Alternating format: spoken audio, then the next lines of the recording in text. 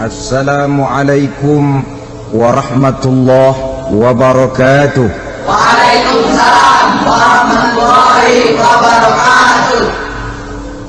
Alhamdulillah wassalatu wassalamu ala sayyidina Rasulillah sayyidina wa maulana Muhammad ibn Abdullah wa ala alihi wa sahbihi wa mawala.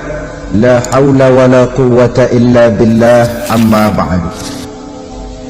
Bapak-bapak, ibu-ibu, saudara-saudara kaum muslimin rahimakumullah. Kapan kiamat itu akan datang? Ini rahasia Allah.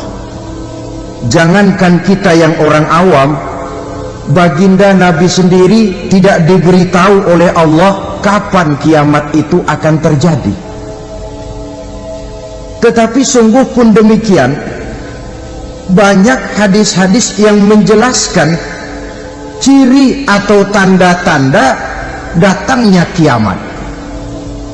Nah, kalau sudah bicara soal tanda kiamat itu ada dua. Pertama yang disebut alamatus sughra, tanda-tanda kecil. Ini waktunya masih ada tenggang. Ada yang dinamakan alamatul kubra, tanda-tanda besar, artinya kiamat sudah diambang pintu. Apa tanda-tanda kecil dari datangnya hari kiamat itu? Misalnya kata Nabi, apabila ilmu sudah diangkat oleh Allah, artinya apabila ulama sudah banyak wafat, minat orang belajar agama berkurang, lalu kebodohan nampak merajalela di mana-mana, zina dikerjakan secara terbuka, minuman-minuman keras jadi kebanggaan, itu termasuk di antara tanda-tanda kecil terjadinya hari kiamat. Apalagi misalnya iza waladatil ammatu rabbataha, apabila budak sudah melahirkan tuan. Apa maksudnya? Ada yang mentafsirkan apabila anak sudah bisa membudaki orang tuanya. Orang tua yang melahirkan dia, yang membesarkan dia, demi setelah si anak besar jadi orang berpangkat, bertitel, berharta, berkedudukan, jadilah orang tua itu budaknya. Sehingga sering dibilang kalau orang tua kaya, anak jadi raja. Tapi kalau anak yang kaya, orang tua sering jadi budak. Apalagi munculnya fitnah yang bergelombang, timbul perang antara dua bangsa yang besar, waktu berjalan terasa sangat pendek sekali. Itu merupakan tanda di antara tanda-tanda kiamat. Termasuk di dalamnya sulit membedakan mana laki, mana perempuan. Kan kalau tanda-tanda kayak begini sekarang sudah banyak kita lihat kan. Lama banyak wafat, penggantinya sulit. Zina dikerjakan berterang-terangan, minuman keras jadi kebanggaan, banyak anak membudaki orang tuanya, sulit membedakan mana laki mana perempuan. Kadang-kadang dari belakang kita lihat perempuan bener, begitu kita colek nengok jenggotan.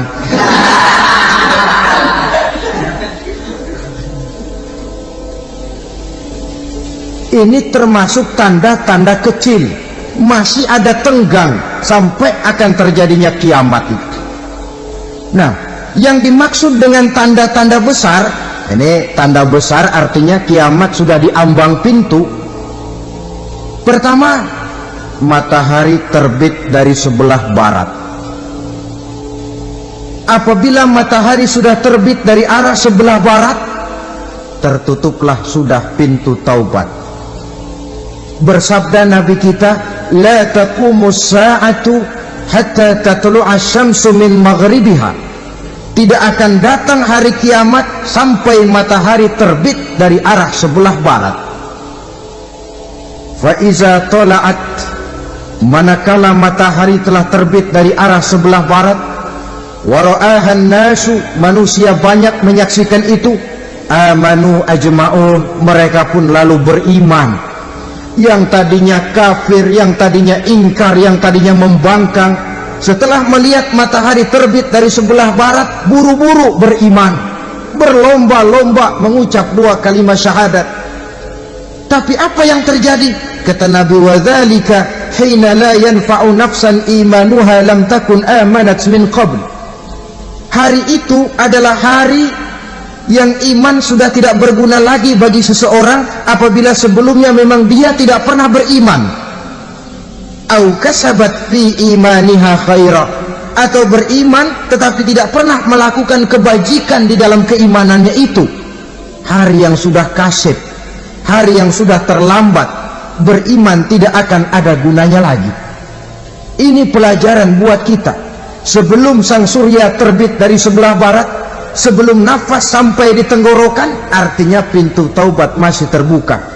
Kalau 2 hal itu sudah terwujud, nafas sudah sampai di kerongkongan atau matahari sudah terbit dari arah sebelah barat, tertutuplah sudah pintu taubat. Tak ada lagi gunanya pangkat, jabatan, harta, bahkan beriman pun dalam suasana macam itu too late, kata orang Kulon. Sudah terlambat. Matahari terbit dari arah sebelah barat, itu tanda besar, artinya kiamat sudah diambang pintu. Lalu apalagi tanda besar? Munculnya Dajjal. Dajjal artinya pendusta-pendusta yang menyesatkan manusia. Ada 2 macam Dajjal, saudara. Ada Dajjal kecil, ini Dajjal kelas teri. Kalau ini sejak zaman Rasulullah sudah ada itu, tiap zaman ada. Di zaman Rasulullah misalnya ada yang bernama Aswad al-Unsi dari Yaman, ada yang namanya Musailamah al-Kazzab dari Yamamah, ada yang namanya Ibnu Sayyad dari Madinah. Ini Dajjal di zaman Rasul. Musailamatul Kazzab memproklamirkan diri jadi nabi, dia di zaman Rasul masih hidup. Ini Dajjal zaman Nabi. Di zaman sahabat muncul Dajjal. Di zaman kita sekarang ini Dajjal pun gentayangan. Dajjal kelas teri. Kerjanya mendustakan manusia, menyesatkan manusia, memalingkan manusia dari jalan yang benar dan diridhoi oleh Allah Subhanahu wa ta'ala. Adapun yang merupakan tanda besar dari datangnya kiamat, Dajjal kelas kakap, pembohong besar yang menyesatkan masyarakat manusia berpaling dari jalan Allah mengikuti jalan mereka. Apa sih ciri Dajjal itu? Kata Nabi dalam hadis Bukhari Muslim, innad dajjala, sesungguhnya yang namanya Dajjal itu yakhruju, satu saat akan muncul mendekati hari kiamat. Wa inna ma'ahu ma'an, si Dajjal ini membawa air, wa naran, dan juga membawa api. 2 simbol. Di tangan yang satu dia bawa air, di tangan yang satu dia bawa api.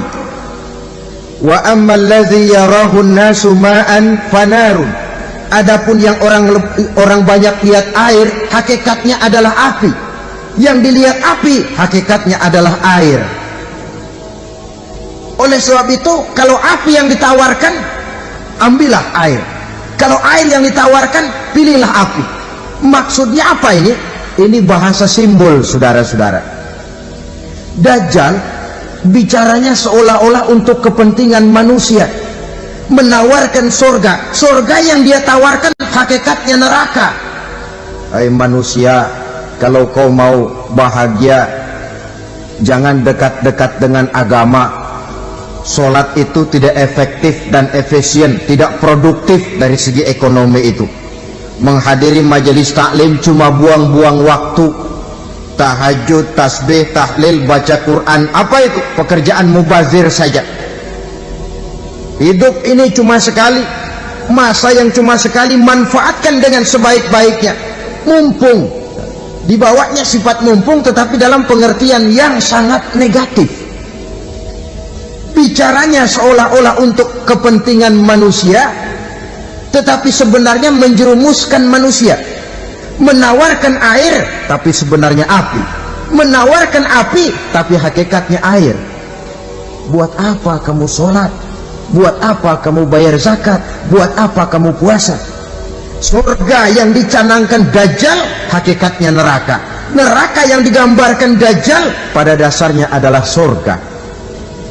Jadi memutarbalikkan fakta itu kerjaan Dajjal. Yang hak jadi batil, yang batil dibilang hak, yang benar jadi salah, yang salah malah jadi benar. Tuntunan disuruh jadi tontonan, tontonan malah menjadi tuntunan. Itu pekerjaan Dajjal profesinya. Zamannya Nabi Adam, Dajjalnya kan iblis. Betul? Betul. Apa sih dan kerayuan iblis itu? Allah setelah menciptakan Nabi Adam kan bilang, Adam, kau dan istrimu Hawa tinggal di surga ini. Seluruh fasilitas yang ada di surga persilahkan kau nikmati. Satu yang tidak boleh, jangan coba-coba dekati pohon khuldi. Dekat saja jangan, apalagi sampai memetiknya. Datang Dajjal yang namanya iblis ini. Adam, kamu tahu nggak kenapa tidak boleh makan buah khuldi? Ya nggak tahu, pokoknya saya dilarang. Bodoh kamu, Dam. Khuldun artinya kekal. Kalau kamu makan itu buah, kau akan kekal di surga buat selamanya. Allah tidak kepengen, maka dilarang kamu makan buah khuldi. Kalau kau ingin kekal di surga, Adam, makan saja. Saya bicara begini ini untuk kepentingan kamu, Adam. Ini kan ciri-ciri Dajjal. Bicaranya sih seolah-olah untuk kepentingan Nabi Adam, hakikat sebenarnya menjerumuskan Nabi Adam supaya ingkar dan melanggar larangan dari Allah Subhanahu wa ta'ala. Jadi setelah muncul Dajjal, timbul kekacauan-kekacauan di masyarakat. Banyak yang terpengaruh, terpedaya dan terpesona. Termasuk mereka yang memproklamirkan diri jadi nabi, mereka yang memproklamirkan diri jadi rasul di zaman sesudah Rasulullah wafat. Itu adalah Dajjal-Dajjal. Maka saya ingatkan, kalau di zaman kita sekarang ini ada orang ngaku jadi nabi, ada orang ngaku jadi rasul, biar bahasa Arabnya kental, Quran hafal, hadis ribuan hadis hafal, biar pakai serban sampai menyengser ke tanah, bahasa Arabnya fasih, tapi dia mengaku jadi nabi, jadi rasul, kita umat Islam wajib tidak percaya. Wajib untuk tidak percaya. Itulah Dajjal-Dajjal zaman kita sekarang ini. Tidak mustahil mereka datang mempengaruhi orang-orang awam supaya berpaling dari Rasulullah, mengikuti mereka. Nah, di akhir zaman nanti, mendekati hari kiamat, Dajjal ini muncul. Dajjal kelas kakap, menyesatkan masyarakat manusia untuk berpaling dari Islam, mengikuti seruan mereka. Apalagi di antara datangnya kiamat itu, tanda yang besar itu, turunnya Nabiullah Isa Al-Masih, putra Maryam. Menurut berbagai hadis yang sahih, Nabi Isa Al-Masih nanti akan turun lagi, tidak membawa risalah yang baru, tapi meluruskan risalah Islam ini yang telah banyak ditinggalkan oleh masyarakat.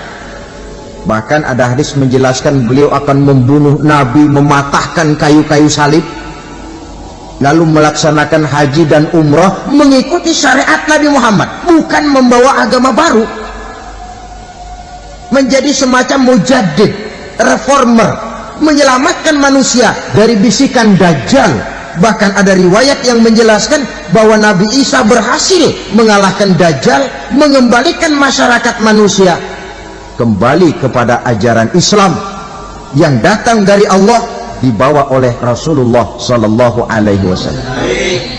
Dengan kata lain, turunnya Nabi Isa bukan sebagai nabi dan rasul baru, tetapi mengikuti syariat Nabi kita Muhammad sallallahu alaihi wasallam. Saudara hadirin, ibu-ibu hadirat yang saya hormati, kemudian apalagi di antara tanda-tanda besar akan datangnya kiamat itu? Keluarnya asap atau awan. Kata Nabi, inna min asrati sa'ah dukhanan yamla'u ma bainal masyriqi wal maghrib. Di antara tanda-tanda kiamat munculnya awan atau asap yang memenuhi antara langit dan bumi. Ini pun diperkuat dalam surah Ad-Dukhan ayat 10. Fartaqib yauma ta'ti as-sama' bidukhanin mubin wa yughshan nas hadza azabun alim. Bagi orang-orang yang beriman, mereka biasa-biasa saja, tapi bagi orang kufur, datangnya asap dan awan ini merupakan azab yang kelewat pedih. Barangkali sedikit mendekati gambaran tentang azab yang pedih ini, saya ingatkan alam pikiran kita kepada peristiwa yang belum lama terjadi. Pernah dengar berita bocornya reaktor nuklir di Chernobyl, Uni Soviet? Pernah dengar? Bocornya reaktor nuklir di Chernobyl yang mengakibatkan ratusan bahkan sangat mungkin ribuan nyawa. Cuma satu reaktor. Bagaimana kalau seluruh cadangan nuklir yang dimiliki oleh para negara adik kuasa ini diledakkan? Bahkan yang konon menurut catatan, cadangan nuklir yang dimiliki bersama oleh Amerika dan Rusia sekarang ini sudah sanggup memusnahkan 6 miliar manusia, 1,5 kali lebih banyak dari jumlah manusia yang nongkrong di permukaan bumi ini. Saudara-saudara hadirin yang saya hormati, lalu saat mendekati hari kiamat, apalagi tandanya? Setelah Nabi Isa wafat, pada saat turunnya yang kedua kali, lalu Allah meniupkan angin sejuk. Semua orang-orang beriman, orang-orang baik wafat, sehingga penghuni bumi ini cuma tinggal lagi terdiri dari orang-orang kafir. Tidak ada lagi di bumi ini yang bisa mengucapkan Allah. Sehingga dalam hadis qudsi itu ada keterangan, innallaha azza wa jalla yaqulu li Israfil. Allah pernah pesan kepada malaikat Israfil, kata Allah, Israfil, iza sami'ta qailan yaqul Allah Allah fa akhirin nafah 40 sanatan ikraman liqailiha. Hai Israfil, apabila kau dengar di permukaan bumi masih banyak orang yang mengucapkan Allah Allah, maka tunda sangkakala kiamat itu 40 tahun. Untuk apa? Ikraman liqailiha, menghormati orang yang mengucapkan Allah Allah itu. Wah, jadi karena sekarang masih banyak yang mengucapkan Allah, besar hatilah kita, masih jauh kiamat itu. Tapi jangan lupa, kiamat pribadi, kiamat kecil itu yang nggak kita sangka-sangka. Ajal datang mencabut nyawa, itu kiamat pribadi, dan itu yang pasti kita hadapi, dan itu yang membuat kita tidak boleh bersikap main-main di dalam kehidupan sekarang ini. Saudara hadirin yang saya hormati, tidak ada lagi orang-orang muslim, seluruh penduduk dunia ini kafir. Lalu terciptalah struktur sosial yang berlandaskan prinsip hidup semau gue. Bakal terjadilah prinsip di mana yang kaya menyantap yang miskin, yang kuat menindas yang lemah. Hidup sudah bagaikan di rimba belantara, berlaku hukum rimba, siapa yang kuat dia yang menang, siapa yang lemah menjadi mangsa.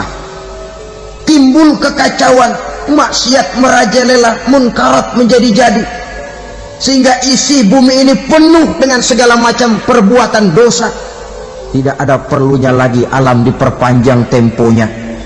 Datang saat yang sudah dijanjikan oleh Allah Azza wa Jalla, maka terjadilah yang disebut kiamat kubra, kiamat besar, kiamat ancur-ancuran. Bagaimana kejadian ini dimulai? Dalam surah Az-Zumar ayat 68, Allah Subhanahu wa taala berfirman, "Wa nufikha fis-suri fasa'iqa man fis samawati wa man fil ardi illa man syaa Allah." Maka manakala ditiuplah sangkakala, terkejutlah seluruh yang ada di langit dan seluruh yang ada di bumi. Bila saat kiamat datang, Allah perintah malaikat Israfil, "Israfil, tiup sangkakalamu." Ditiuplah sangkakala oleh malaikat Israfil. Yang akibat daripada tiupan itu, seluruh yang ada di langit, seluruh yang ada di permukaan bumi terkejut. Yang ada di langit siapa? Malaikat kan. Bayangin aja kalau malaikat kaget, apalagi kita. Terkejut seluruh makhluk yang ada di bumi, yang ada di langit mendengar suara sangkakala itu. Bunyinya tidak sanggup kita bayangkan dahsyatnya. Ledakan nuklir, ledakan neutron, belum apa-apa ketimbang bunyi sangkakala malaikat Israfil ini. Nah, lalu mendengar bunyi sangkakala ini, gemparlah makhluk, kacaulah alam. Bumi gempa, planet-planet bertabrakan, gunung meletus, air laut tumpah ke darat, angin topan bertiup, halilintar menyambar. Lalu semua yang bernama hidup mati total.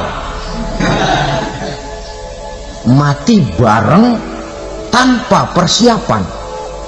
La haula wala quwata illa billah.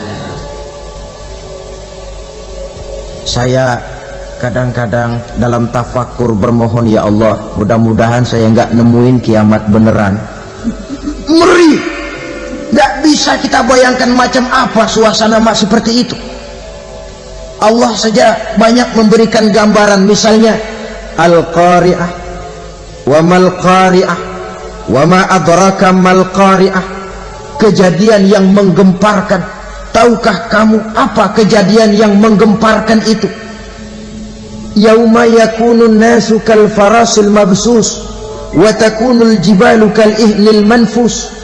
Pada saat itu manusia berterbangan bagai kupu-kupu, gunung berterbangan seperti kapas ditiup angin.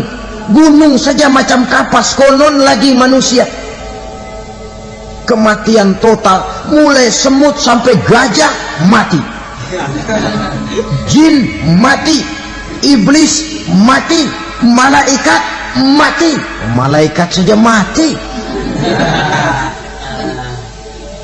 Saudara hadirin yang saya hormati, kematian total yang tanpa persiapan. Orang bilang, "Pak, kalau mati bareng begitu yang repot malaikat maut dong ya, cabut sana, cabut sini."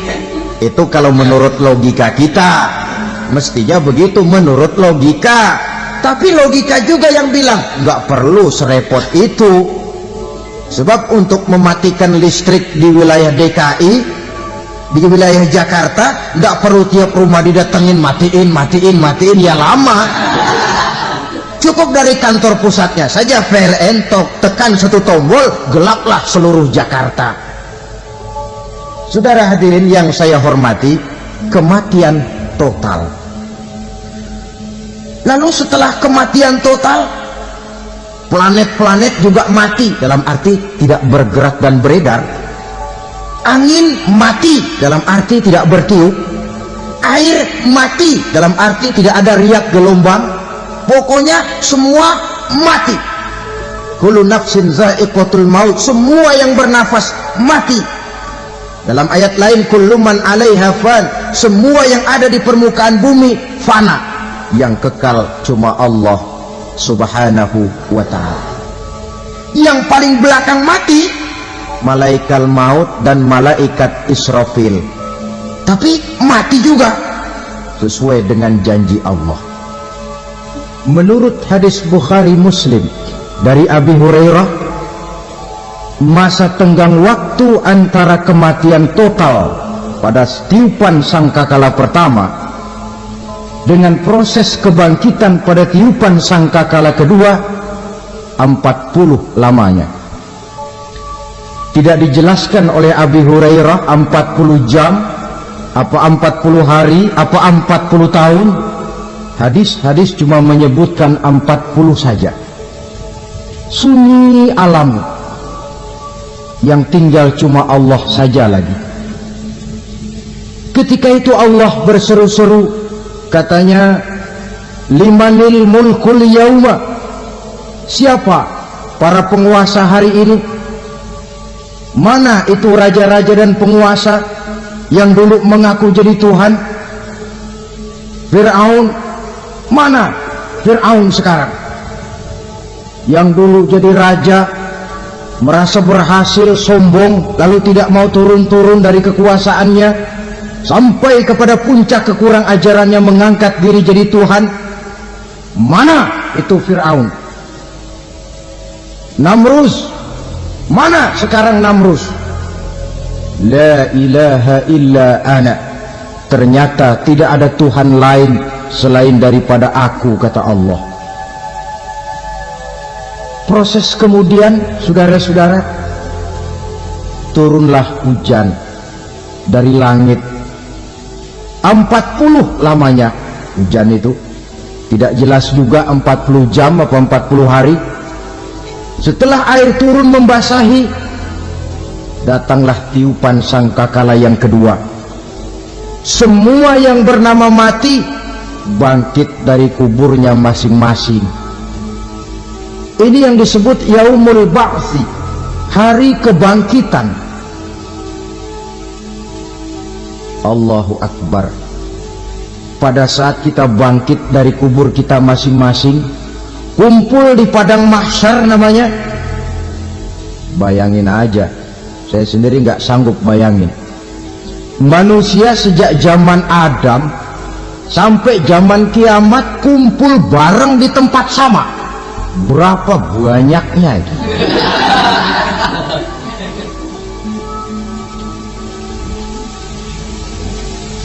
Dan yang luar biasa menurut satu riwayat, pada saat bangkit itu, Masya Allah, roman muka kita berubah, disesuaikan dengan amalan kita waktu di dunia ini. Barang siapa yang waktu di dunia amalannya itu amalan tikus, di akhirat nanti dia bangkit dari kubur, mukanya seperti muka tikus. Gagah betul badannya, tapi mukanya seperti tikus. Kenapa? Amalannya waktu di dunia seperti amalan tikus. Apa amalan tikus itu? Suka ngegeragoti barang yang sudah disimpan rapi-rapi. Orang sudah simpan uang rapi-rapi, simpan perhiasan rapi-rapi, digeragoti oleh tikus. Maling-maling, pencoleng-pencoleng, koruptor-koruptor, itu nanti di akhirat nanti kita lihat mukanya seperti muka tikus. Oh, ini waktu di dunia suka nyolong, hanya seperti muka tikus. Barang siapa yang waktu di dunia ini amalannya itu amalan macan, dia akan bangkit nanti mukanya seperti muka macan. Apa amalan macan? Macan itu amalannya menang-menangan. Orang yang mau menang saja nggak mau mengalah. Coba lihat di hutan, kenal hutan nggak? Nah. Di hutan, raja hutan di mana-mana pasti macan, betul kan? Betul. Padahal hutan belum pernah bikin pemilihan umum. Tapi macan tidak peduli ada pemilihan umum apa tidak, pokok saya raja. Sebab apa? Macan jadi raja itu bukan karena benar, tapi karena kuat jadi raja. Setelah dia jadi raja, rakyat hutan yang mesti dilindungi malah dimakan oleh raja macan. Kambing rakyat hutan dimakan oleh macan, ayam rakyat hutan dimakan oleh macan. Itu nanti kita lihat di akhirat itu mukanya seperti muka macan, gagah betul. Lalu barang siapa yang di dunia ini amalannya itu seperti amalan anjing, nanti dia punya muka seperti muka anjing. Apa amalan anjing? Pertama, anjing itu kalau disuruh jaga rumah, dia tidak bisa membedakan mana maling mana tamu. Biar yang datang maling, kalau bawa tulang, anjing kalem. Yang kedua, anjing itu akan setia kepada siapa saja yang memberinya roti. Siapa yang memberinya roti, itulah majikannya. Apa kata majikannya, pasti dia laksanakan. Soal benar atau salah, dia tidak peduli. Setelah anjing dapat roti, dia tidak punya pilihan lain kecuali bilang, abdi mah kumaha juragan wae ayeuna mah.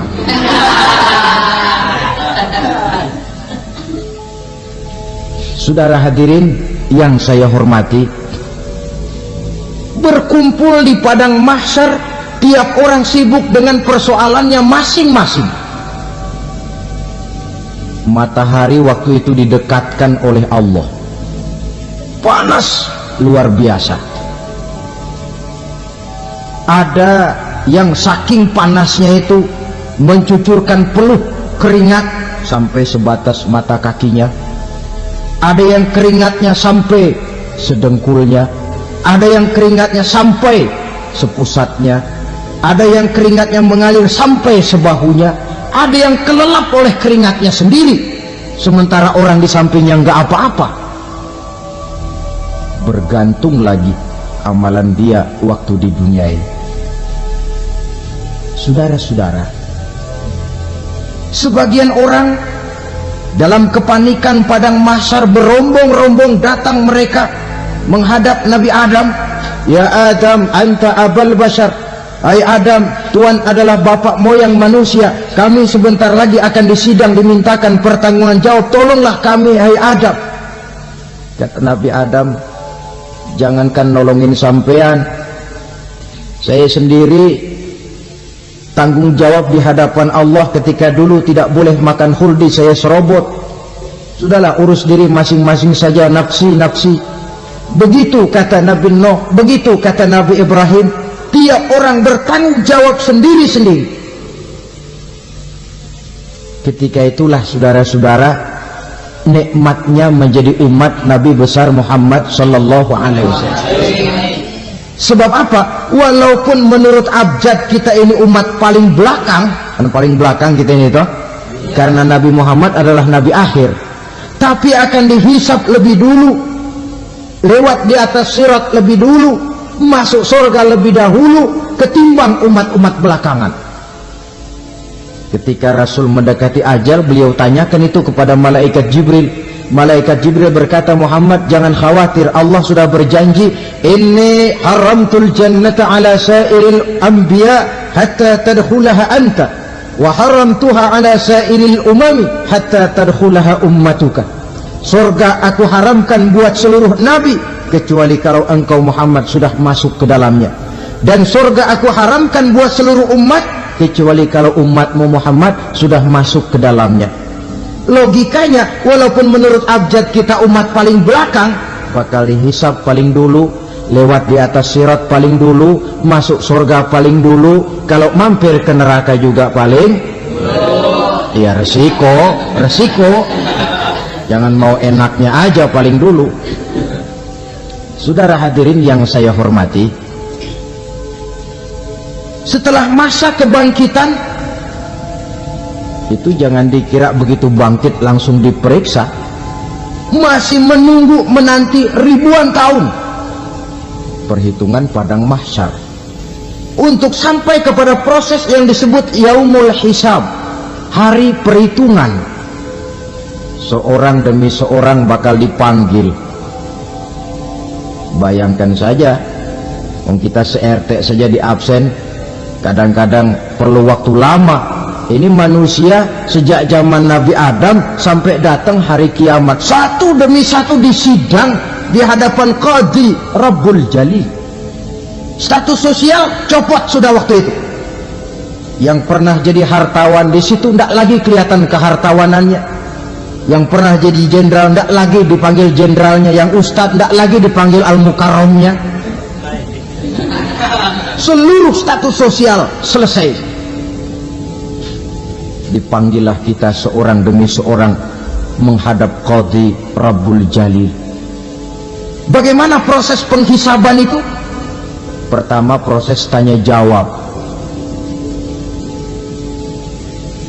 Di antaranya ada hadis menyatakan lan tazula qadama 'abdin yaumal qiyamah hatta yus'ala an arba'i khisalin.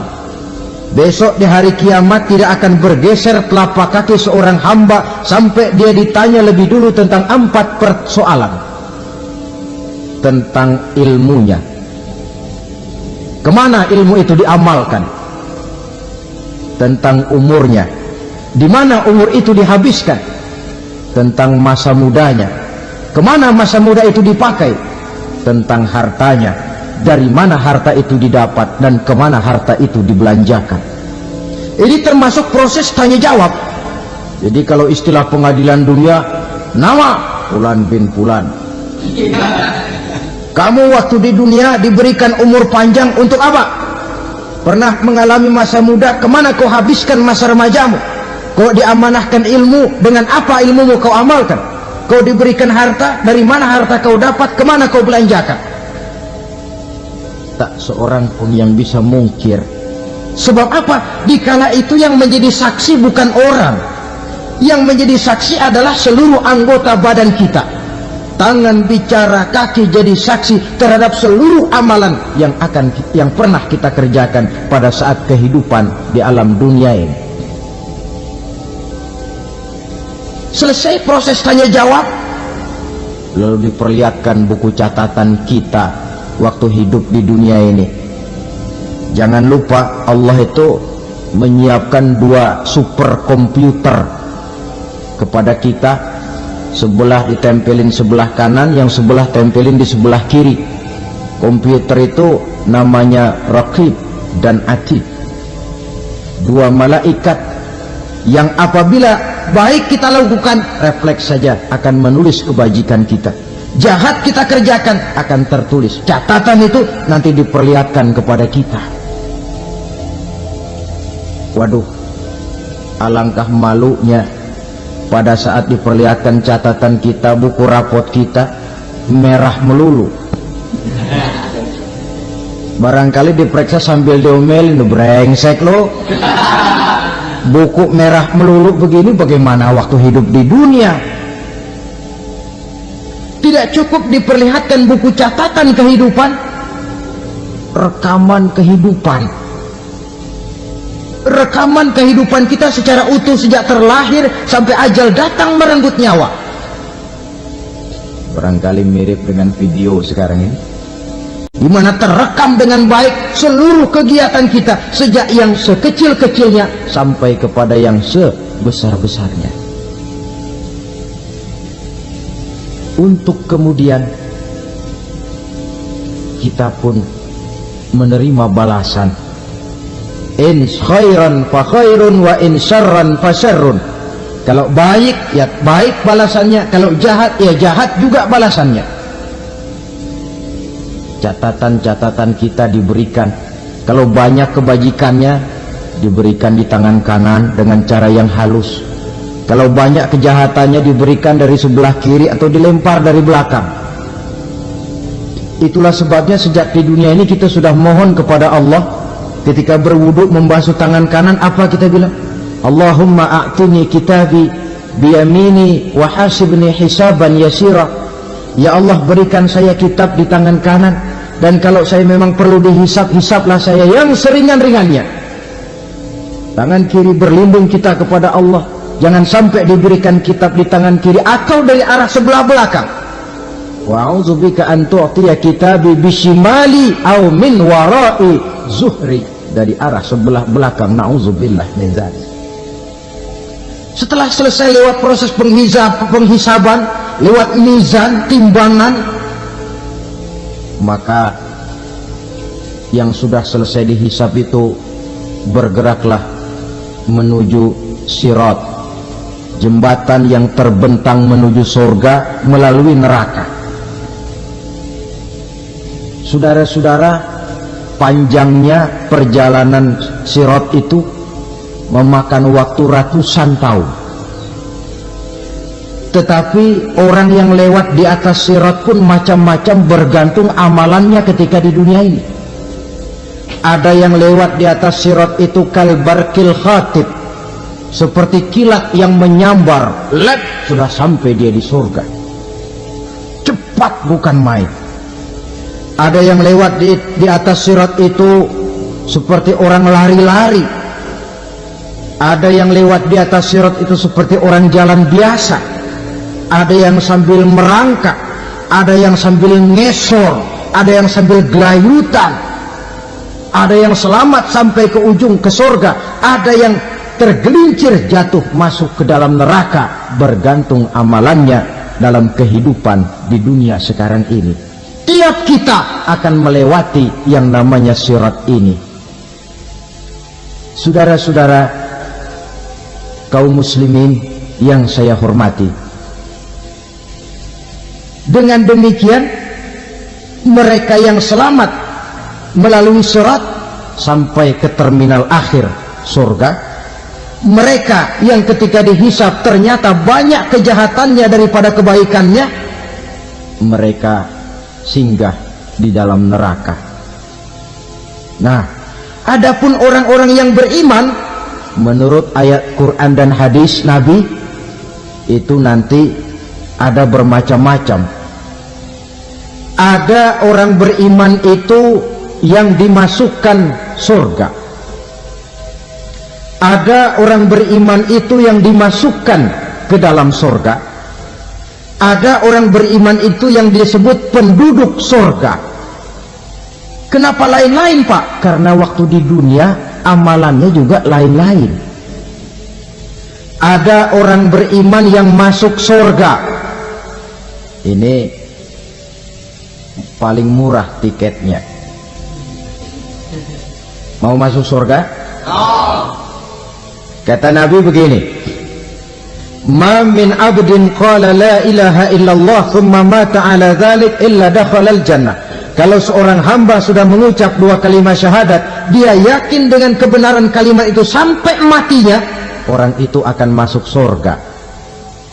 Abi Dzar yang waktu itu diajak bicara heran, ya Rasul kok gampang betul? Iya, walaupun orang itu mencuri, iya, walaupun orang itu berzina, iya, biar dia mencuri, biar dia berzina, kalau dia sudah mengucap dua kalimat syahadat, dia yakin dengan kebenaran kalimat itu sampai matinya, itu orang akan masuk surga. Jadi masuk surga cukup dua kalimat syahadat, yakin sampai mati, masuk surga. Itu perkara masuk. Tapi kalau pertanyaannya diterusin, masuknya kapan, Pak? Nah, ini lain lagi urusannya. Sebab ada yang masuknya itu langsung, ada yang mampir dulu. Di sana tempat cuma dua, kalau tidak surga, neraka. Mau ke surga tapi mampir dulu, yang mampirnya jelas di neraka. Kenapa? Dalam hadis qudsi ada riwayat, nanti itu di akhirat, setelah Allah selesai mengatur penduduk surga masuk surga, yang neraka masuk neraka, Allah berkata kepada malaikat Malik, malaikat Malik, la baik ya Allah, itu bajingan-bajingan tengik, manusia-manusia durjana yang waktu di dunia tidak mau sujud, jauh dari ulama, gemar melakukan yang munkarat dan maksiat, hidup di tengah masyarakat selalu jadi bibit keonaran, kufur, sudah masuk neraka semua. Sudah ya Allah. Nah, kalau sudah, coba sekarang kamu masuk, Malik. Saya, iya, masuk neraka. Mau apa ya Allah? Kata Allah, akhriju minan nar man kana fi qalbihi misqala habatin min khardalin min iman. Kau masuk neraka, cari di dalam neraka orang-orang yang ada imannya walaupun kecil sebesar biji zarah, angkat mereka keluar. Masuk malaikat Malik ke neraka. Cari orang yang ada imannya, korek-korek. Ya repot, udah pada gosong. Yang ada imannya diangkat ke atas, yang ada imannya diangkat ke atas, lalu dimandikan di Nahrul Hayat, namanya sungai kehidupan di akhirat nanti. Cakep lagi rupanya, bersih lagi wajahnya, apel di hadapan Allah. Kata Allah, bagaimana mas? Kapok nggak sampean? Kapok ya Allah. Nah, kalau kapok, idhab fadkhulil jannah, pergi masuk surga sana. Berangkat mereka ke surga, ketemu sama teman-temannya yang udah sampai lebih dulu, yang nggak pakai mampir lagi. Terjadi dialog. Kata teman-temannya yang udah pada nyampe duluan, mas, iya, emang baru sampai? Oh, saya baru sampai. Memang mampir di mana dulu mas? Kita sudah lama sampai di surga. Saudara buka surah Al-Muddatsir ayat 34-35. Ma salakakum fis saqar? Kenapa kamu mampir di neraka Saqar? Qalu lam nakum minal musallin. Mereka menjawab, kami mampir di neraka Saqar mas, gara-gara dulunya kami waktu di dunia tidak pernah sholat. Tidak pernah sholat? Tidak pernah. Karena rumahnya dekat masjid. Cuma dekat doang mas. Sholat mah enggak saya. Nggak pernah ngasih makan fakir miskin, nggak pernah hadir di majelis taklim, pendeknya nggak pernah melakukan kebajikan. Maka saya pun mampir di neraka Saqar. Untung betul saya punya iman mas, sedikit. Waktu hidup di dunia dulu saya pernah mengucap 2 kalimat syahadat, sekali-kalinya waktu mau kawin. Masya Allah. Untung saja kawin, kalau nggak kawin polos.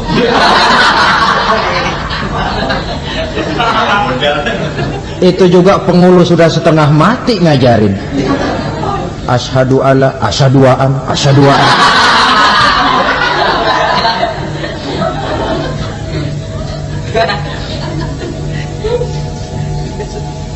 Ini namanya masuk surga, ada mampir dulu. Ada pula orang mukmin itu yang dimasukkan surga. Namanya dimasukkan kan terima beres. Saya masuk ke rumah, jalan sendiri, cari tempat sendiri. Saya dimasukkan ke dalam rumah, terima beres, pokok ada di dalam, itu dimasukkan namanya. Nggak pakai mampir. Tapi tentu tiketnya lebih mahal ketimbang yang pertama tadi. Apa kata Allah? Innal ladzina amanu wa amilus shalihat la ukaffiranna anhum sayyi'atihim wa la udkhilannahum jannah. Sesungguhnya orang-orang yang beriman kemudian beramal soleh, kami hapuskan segala dosa dan kesalahannya, kami masukkan mereka ke dalam surga. Lihat ayatnya, Allah yang memasukkan, kita yang dimasukkan. Tidak pakai transit, tidak usah mampir. Cuma tidak cukup syahadat, tidak cukup amanu, tapi diiringi dengan wa amilus shalih. Iman, amal. Tidak cukup syahadat, lalu dibuktikan dia sholat, dia zakat, puasa, lalu dia melakukan berbagai macam kebajikan. Ini yang menyebabkan dia tidak pakai mampir di tempat yang bernama Saqar. Lalu ada pula orang mukmin itu yang disebut penduduk surga. Wah, ini sudah VIP ini. Ashabul jannah, penduduk surga. Siapa mereka? Kata Allah, innal ladzina amanu summa istaqamu fala khaufun 'alaihim wa la hum yahzanun ulaika ashabul jannah hum fiha khalidun. Sesungguhnya orang-orang yang beriman lalu istiqamah, tetap dalam melaksanakan perintah Allah, tidak goyah, tidak labil tapi stabil, istiqamah, mereka tidak takut dan tidak bersedih hati. Merekalah penduduk surga. Iman, istiqamah. Tidak punya duit, sembahyang. Banyak duit, sembahyang. Miskin, sembahyang. Kaya, tetap sembahyang. Istiqamah. Kadang orang kalau susah rajin ke masjid, banyak duitnya ngelihat masjid melengos. Itu yang dibilang waktu miskin hamba Allah, setelah kaya jadi hamba harta. Bergeser, tidak ada nilai istiqomahnya. Saudara-saudara, dengan begitu penduduk neraka itu dua. Ada penduduk permanen, ada penduduk yang semi permanen. Yang semi permanen orang-orang beriman yang mempunyai dosa besar. Mereka masuk ke neraka untuk menerima azab sesuai dengan dosanya. Bila selesai masa azab itu, mereka akan diangkat untuk ditempatkan kembali ke dalam surganya Allah Subhanahu wa ta'ala. Nah, dikala itulah saudara-saudara, ada yang disebut syafaat dari Rasulullah Sallallahu Alaihi Wasallam. Tapi tentu jangan lupa, syafaat ini ibarat kain menambal dia. Kita punya kain bolong-bolong sedikit, syafaat yang menambal. Sholat kita ada kurang dikit, sedekah kita ada campur riak dikit, amalan kita ada tidak karena Allah dikit, kita berharap syafaat. Jadi biarlah kain masih bolong-bolong, yang penting punya kain. Tapi kalau kainnya tidak ada, yang ditambal apanya? Sholat tidak, puasa tidak, zakat tidak, berharap syafaat saja, ya, terlalu berlebihan itu. Saudara hadirin yang saya hormati, apabila selesai proses penghisaban, proses penghitungan, maka dikala itulah manusia terbagi dalam dua kelompok besar. Fariqun fil jannah wa fariqun fis sa'ir. Sekelompok orang-orang beruntung yang masuk ke dalam surga, dan sekelompok lagi masuk ke dalam neraka. Akan memakan waktu untuk menceritakan sifat surga dan neraka, tapi insya Allah pada kesempatan pertemuan lain saya sampaikan. Namun sebagai gambaran umum cukuplah saya sampaikan sebuah hadis qudsi. Allah jelaskan, a'dadtu li'ibadiyas salihin ma la aynun ra'at wa la uzunun sami'at wa la khatara fi qalbil bashar. Aku sediakan buat hamba-hambaku yang soleh, yang tidak pernah terlihat oleh mata, tidak pernah terdengar oleh telinga, dan belum pernah terdetik dalam hati manusia. Jadi kenikmatan surga belum pernah dilihat mata, belum pernah didengar telinga, belum pernah terdetik dalam hati. Pedihnya azab neraka belum pernah terlihat mata, belum pernah terdengar telinga, belum pernah terdetik dalam hati. Saudara hadirin yang saya hormati, oleh karena itu, sebagai uraian akhir daripada kiamat ini, marilah sama-sama kita memanfaatkan hidup dengan sebaik-baiknya, supaya jangan timbul penyesalan di hari kemudian nanti. Mudah-mudahan kita seluruhnya diselamatkan Allah dari azab neraka dan mendapat surga dan ridhonya. Sekian dan demikianlah pertemuan kita kali ini. Terima kasih banyak atas segala perhatian. Mohon maaf atas segala kekurangan. Usikum wa nafsi bitaqwallah. Wassalamualaikum warahmatullahi wabarakatuh. Waalaikumsalam warahmatullahi wabarakatuh.